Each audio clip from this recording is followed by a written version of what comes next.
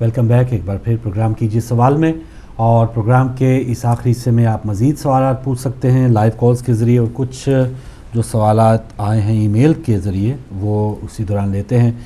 مہران اکبر صاحب نے لاڑکانہ سلامت صاحب آپ کی اجازت سے کہ اسلام میں سیاست کی گنجائش ہے تو کیا ہے، اور اس حوالے سے جو پیور سیاست ہے وہ کیا ہونی چاہیے، اور جو اختلاف موجودہ اس وقت دیکھ رہے ہیں تفرقہ بازی ہے، تو کیا یہ بھی کسی نہ کسی سیاست کا مرہون منت تو نہیں ہے؟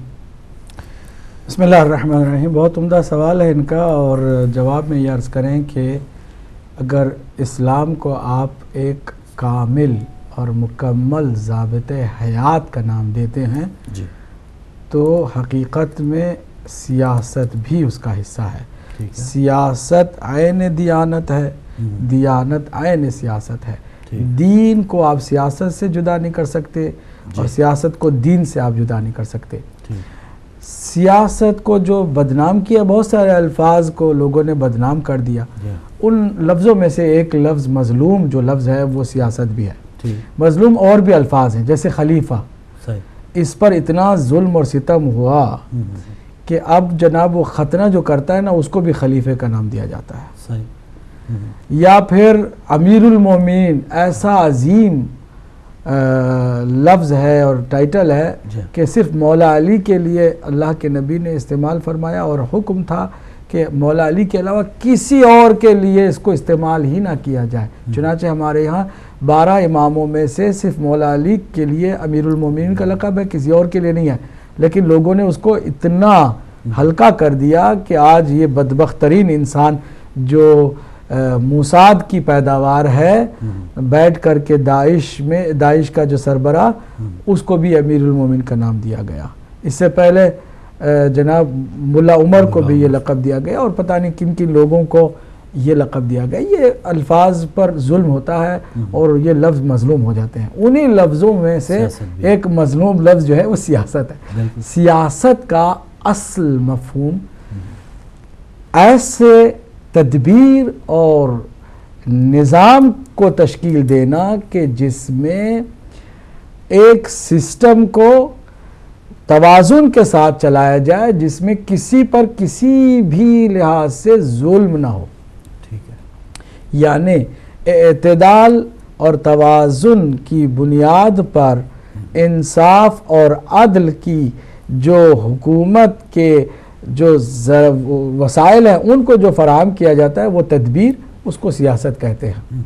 لیکن کیا کیا گیا جناب، اس کو اتنا ہلکا کر دیا کہ اب اگر عام لوگوں میں بھی کوئی مکاری کرتا ہے تو اسے کہتے ہیں یہ سیاست باز ہے، بڑا سیاستدان ہے، یہ سیاس ہو گیا ہے۔ جبکہ اہل بیت اطہار کے ائمہ معصومین کی زیارتوں میں ہم پڑھتے ہیں کہ آپ سیاس تھے، سیاست میں جو ہے آپ ایکسپرٹ تھے، مطلب ہے کہ دین کو اچھی طرح سے جاننے والے اور دین کو صحیح امپلیمنٹ کرنے والے آپ تھے۔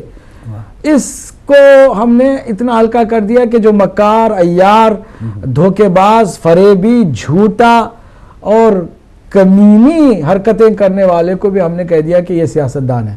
تو اس سیاست کو بدنام کیا۔ جہاں تک اسلام میں ظاہر سی بات ہے جب بنیاد ہی تدبیر اور بصیرت کی ہے تو سیاست کے بغیر تو دیانت نہیں ہو سکتی۔ اسی لیے ہمارے یہاں یہ کانسیپٹ ہی غلط بتا گیا ہے کہ جو کہے کہ اسلام جو ہے ایک انفرادی مسئلہ ہے، نہیں، اسلام ایک دین جو ہے وہ اجتماعی راہ حل کو کہتے ہیں۔ دین ایک اجتماع کو چلانے کے لیے ہے، یہ خالی کسی انفرادی فرد کے لیے نہیں ہے۔ یہ کوئی کہتے ہیں یہاں جو کہتے ہیں کہ پرسنل معاملہ ہے، اسلام پرسنل معاملہ نہیں ہے۔ اسلام ایک پورے ضابط حیات کو کہتے ہیں کہ جو مکمل تمام امور کو اپنے دامن میں لیے ہوئے ہیں۔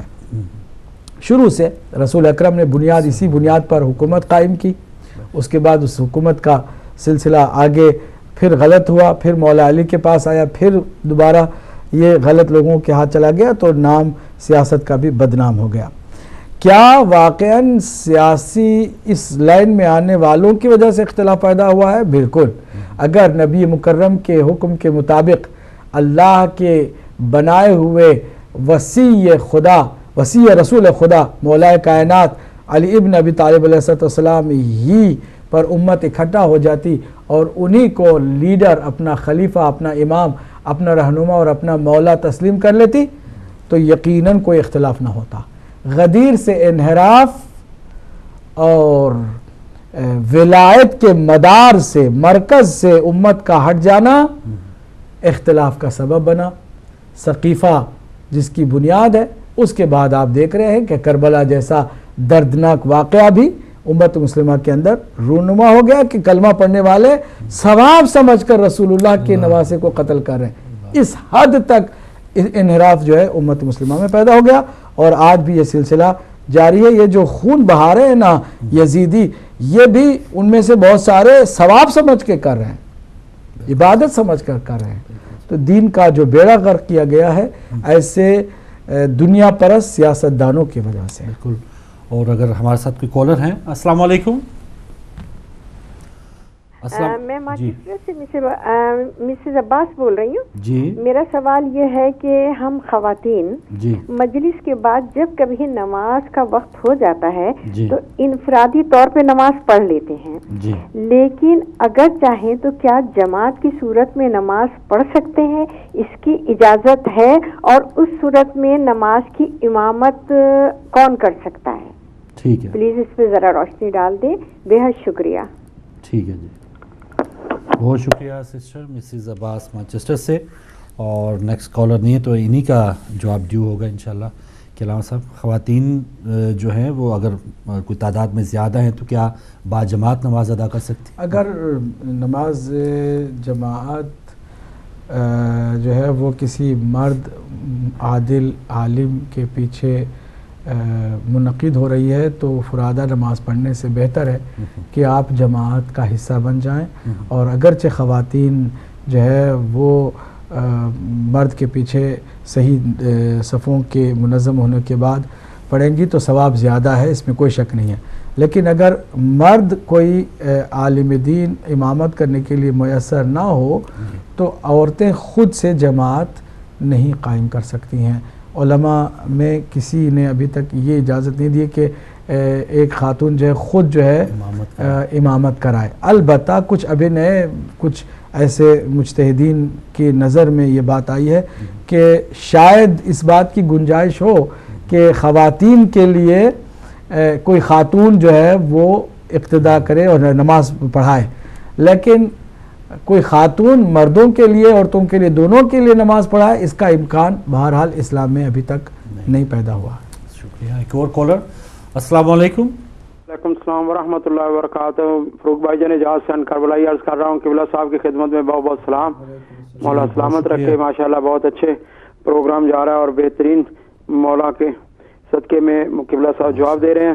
قبلہ صاحب آج کا میرا سوال آپ کی خدمت میں یہ ہے، سورہ الفرقان آیت نمبر 27 سے لے کے 28، 29 اور 30 آیت میں آپ ماشاءاللہ سارا جانتے ہیں، بسم اللہ الرحمن الرحیم، تو ارشاد خدا بندی ہے بسم اللہ الرحمن الرحیم، یوم یعض الظالم علی یدی یقول یا لیتنی اتخذت مع الرسول سبیلا یا ویلتا لیتنی لم اتخذ فلانا خلیلا لقد اضلنی عن الذکر بعد اذ جاءنی وکان الشیطان للانسان خذولا وقال الرسول یا رب ان قوم اتخذوا هذا القرآن مہجورا۔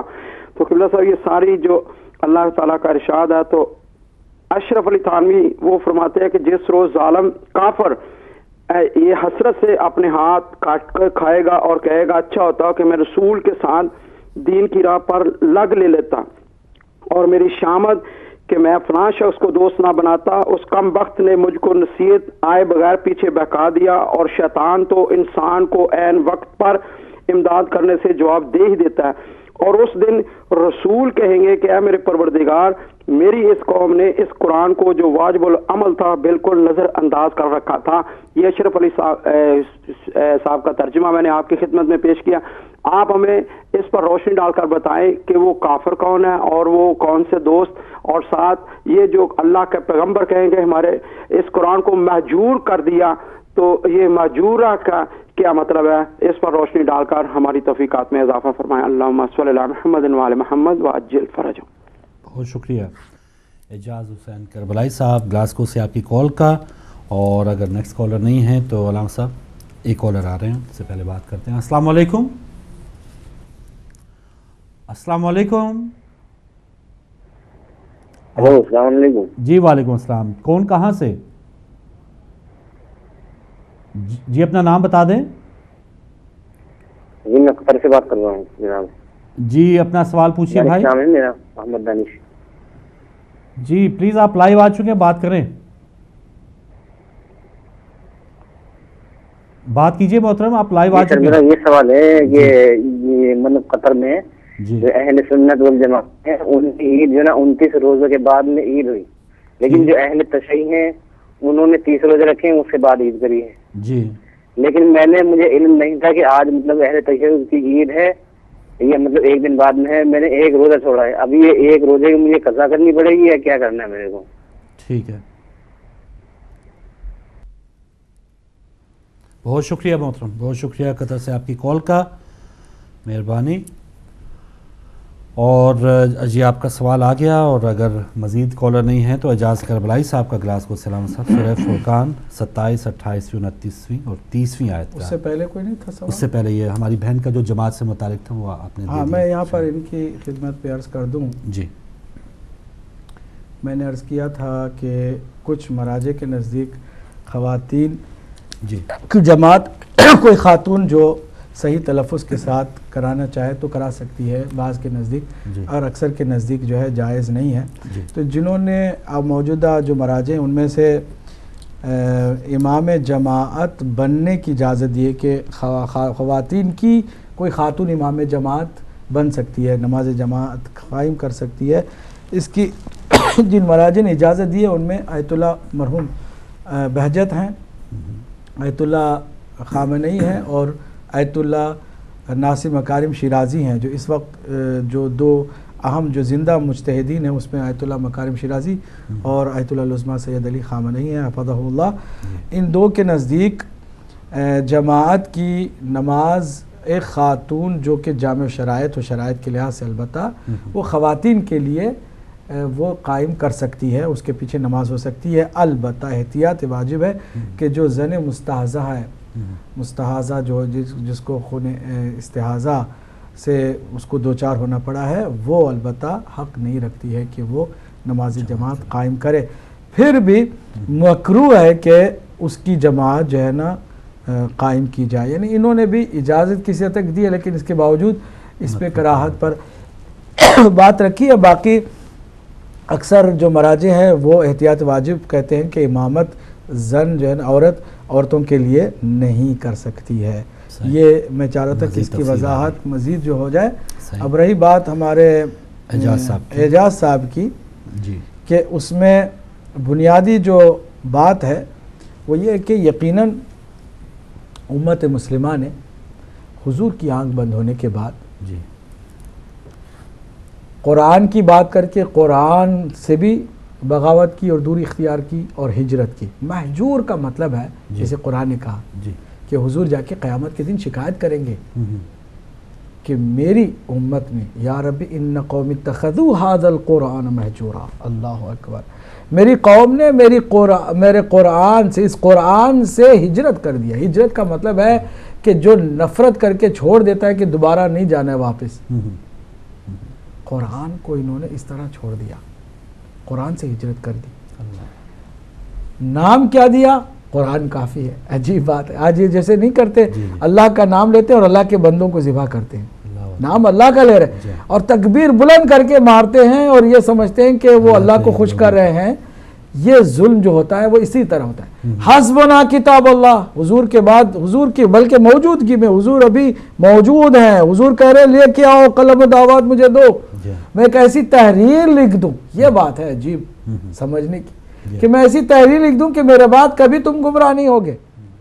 اس کے باوجود کا حسبنا کتاب اللہ, تمہیں آپ کی یا رسول آپ کی تحریر کی ضرورت نہیں ہے. اگر وہ توہین آمیز الفاظ کو میں نہیں دہراؤں تو بہتر ہی ہے کہ نعوذ باللہ کیا کیا کہا گیا, نبی مکرم کی گستاخی کی گئی. آج غیرت امت مسلمہ کے اندر الحمدللہ اتنی پیدا ہو گئی ہے کہ اگر کوئی خاکہ بناتا ہے نبی مکرم کا 1400 سال کے بعد بھی, تو ہم اس کے ٹکے بوٹی کرنے کے لیے تیار ہو جاتے ہیں، لیکن نبی کے موجودگی میں آخری وقت میں نبی کی توہین کی جاتی ہے اور لوگ جو ہے اس پر توجہ نہیں کرتے. گستاخی کی یہ حد ہو گئی. حسبنا کتاب ہمارے لیے اللہ کی کتاب کافی ہے کہہ کے حضور کی بات نہیں لی گئی، حضور کے حکم کی تعمیل نہیں کی گئی.